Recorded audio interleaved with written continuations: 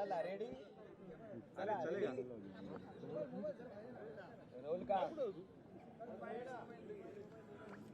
थोडं मागे ना रोल का रोल बोला रोल का रोल सर आज शरद पवारांचा वाढदिवस आहे. खरं तर 2 दिवसापूर्वी दिल्लीमध्ये स्नेहभोजनाचं आयोजन केलेलं होतं. आपण देखील त्यांच्यासोबत काम केलेलं आहे. काय त्यांना शुभेच्छा द्याल? साहेब हे लोकनेते आहेत. गेल्या अनेक वर्षांपासून संसदीय राजकारण असेल, राज्याचं राजकारण असेल, देशाचं राजकारण असेल आणि नॉनस्टॉप 85व्या वर्षी सुद्धा साहेब तितक्याच ताकदीनं काम करतायत. त्यामुळे आदरणीय साहेबांना शतायुषी होण्याच्या सर्वांकडून शुभेच्छा, राज्यभरातून शुभेच्छा येत आहेत. आम्ही त्यांच्या मार्गदर्शनात काम करू शकलो हे आमचं भाग्य आम्ही समजतो आणि पवार साहेबांसारखा आधारवड राजकारणात मिळणं हे फार कमी लोकांच्या नशिबी असतं. आम्ही त्या नशीबवानांपैकी एक आहोत. आज साहेबांचा 85वा वाढदिवस, त्यानिमित्त त्यांना भरभरून शुभेच्छा आम्ही ट्विटरद्वारे किंवा जे आमच्याकडून शक्य असेल त्याद्वारे देतो.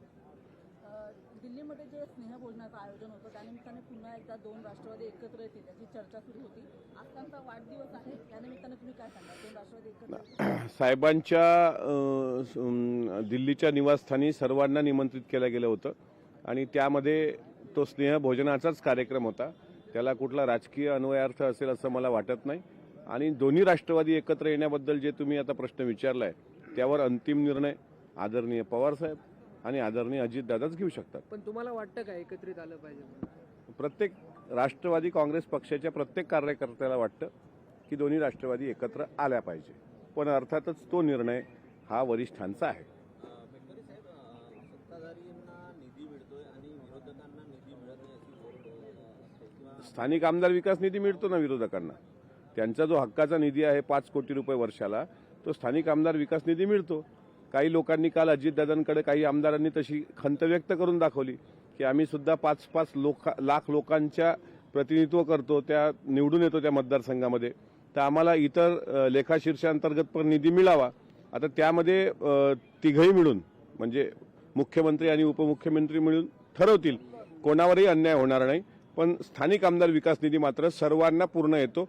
कुठला विरोधी पक्षातला आमदार असेल तर त्यांना विचारा, त्यांच्या हक्काचा निधी त्यांना भेटतो. काल रवींद्र चव्हाण आणि एकनाथ शिंदे यांच्यामध्ये बैठक पार पडली आणि महत्त्वाच्या ज्या महापालिका आहेत त्या महायुतीतच लढायच्या असा निर्णय झाल्याचं त्यांनी सांगितलं. बरोबर. रवींद्र चव्हाण साहेबांनी कालचं जे त्यांचं स्टेटमेंट आहे ते महायुतीच्या दृष्टीनं अत्यंत महत्त्वाचं आहे. प्रत्येक महानगरपालिका, त्यामध्ये मुंबई आली, ठाणे पण आली, हे महायुती आम्ही म्हणून एकत्र लढणार आहोत. किंवा काल आमची राष्ट्रवादी काँग्रेस पक्षाची जी बैठक संपन्न झाली त्यामध्ये सुद्धा आगामी सर्व निवडणुका महायुती म्हणून एकत्र लढण्याचाच निर्णय घेतला गेलेला आहे. पण जर कुठं असं वाटलं की स्थानिक ठिकाणी काही वेगळी युती करायची तर तो सर्वस्वी अधिकार त्या महानगरपालिकेतील तिथल्या पक्षाच्या वरिष्ठांना राहणार, म्हणजे जिल्ह्याच्या. सर, शिवराज पाटील चाकूरकर यांचं निधन झालंय. शिवराज पाटील चाकूरकर साहेबांनी पण अनेक वर्ष देशाचं राजकारण केलं. ते केंद्रीय गृहमंत्री होते. आज त्यांच्या निधनानं राजकारणामध्ये एक पोकळी निर्माण झाली. 2 दिवसांपूर्वी बाबा आढाव यांच्या निधनानं कामगारांचा आवाज हरवला आणि त्यांना भावपूर्ण श्रद्धांजली शिवराज पाटील चाकूरकर साहेबांना आणि बाबा आढाव यांना आम्ही दिलेली आहे. आणि निश्चितच त्यांच्या जाण्यानं राजकारणातला एक कोहिनूर हरवला आहे. सर, नाशिक महानगरपालिकेने एक प्रेस नोट काढलेली आहे. आपण जर पाहिलं तर सिंहस्थ जो कुंभमेळा होणार आहे त्यासाठी नवीन मल्ल निसर्गाचं केंद्र आहे, त्यासाठी जवळपास 1600 ती झाडं आहेत ती तोडण्यासाठी मंजुरी दिलेली आहे. झाडं तोडण्यानंतर म्हणजे जे काही नाशिक महानगरपालिकेनं केलंय याच्या बाबतीत कोणीही समर्थन करणार नाही.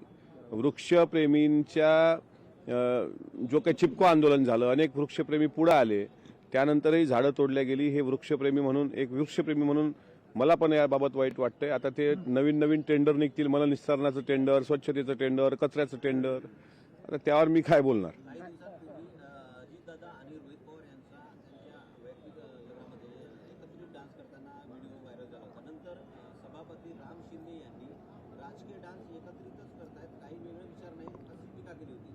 काल 2 दिवसापूर्वी परत एकदा रोहित पवार आणि दादा एकाच चार्टर विमानानं नागपूरला दाखल झाले. असं आहे, दादाच्या मुलाचं लग्न आहे तर मुलाच्या लग्नात प्रत्येक वडील नाचतातच, बरोबर. आणि रोहित पवारांच्या भावाचं लग्न आहे तर भावाच्या लग्नात भाऊ नाचणं साहजिक आहे. आता ते दोघं एकत्र नाचले असतील. शिंदे नाही हो, कोणत्या स्टेप असल्या माझ्या डान्सच्या? आता तुम्ही नवीन स्टेप सांगताय, पण ते दोघं एकत्र नाचले असतील आणि शिंदे साहेबांना काही त्याची त्रास असेल असं मला वाटत नाही. पण शिंदे साहेबांना असं वाटतं, राम शिंदे साहेबांना, की साधारण कर्जत जामखेडमधले आमदार ज्यावेळेस बिनधास्त डान्स करतात त्यावेळेस शंका येणं त्यांना साहजिक होतं. पण शेवटी हा पारिवारिक सोहळा आहे. राहिला प्रश्न गाडीतून येतानाचा, तर रोहित पवार दादांच्या गाडीत बसून आले, विमानातही बसून आले. काही दिवसानं दादांच्या सोबत येतील असं समजूया. त्या गाडीत बसून आले म्हणजे ते म्हणजे अख्खी राष्ट्रवादीच आहेत ना सध्या. तुतारी गटामध्ये त्यांचं जेवढं चालतं तेवढं कोणाचं चालत नाही. काय ते? एक मिनिट. पण स्टेरिंग त्यांच्या हाती आहे ना. शिंदे साहेब जरी प्रदेशाध्यक्ष असले तरी युवा नेते म्हणून काल परवा कोणाची तरी एक मुलाखत मी पाहिली, त्यामध्ये सुद्धा पवार साहेबाच्या पक्षामध्ये सगळा पक्ष युवा नेते कोण चालवतात हे सगळ्यांना माहित आहे. त्यामुळे ते दादांसोबत बसून आले म्हणजे थोडा थांबा, काहीतरी वेगळं होईल. हा, रवींद्र चव्हाण यांची थोड्या वेळापूर्वी पत्रकार परिषद झाली. लोकशाही मराठी ऐका, पहा, जागरूक रहा.